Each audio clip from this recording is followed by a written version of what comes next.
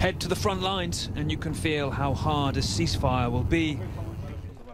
Here, 1,000 yards from the Ukrainian army, this is the reaction to the news. The fight stops at midnight Saturday. I think this ceasefire is so they can gather their strength.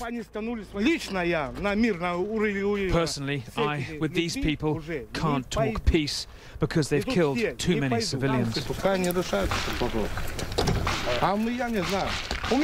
They hear rockets being fired and say move against the wall.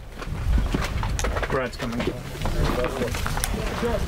How can we talk to them, he says. Only with this. Сделать, то есть очередную мобилизацию, набрать бойцов, вооружить и отправить на передовую мясом. Все. Like many of the soldiers on the front line here, he just said that why would you give somebody a third chance to deceive you, and that this ceasefire is simply being used by the Ukrainian authorities to buy themselves time to regroup for further conflict. Yuri shows us where that morning, he says, a Grad missile landed. It happens every 3 hours. He doesn't expect it to stop.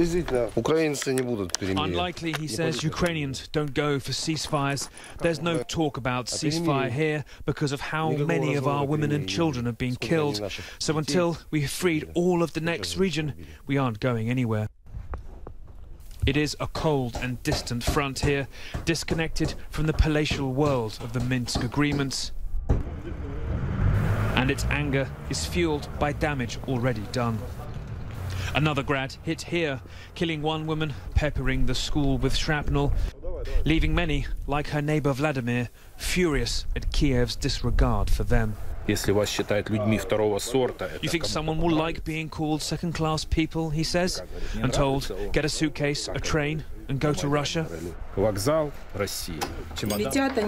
These are towns that have found a whole new wretched world underground. Paulina and her girls sleep down here most nights.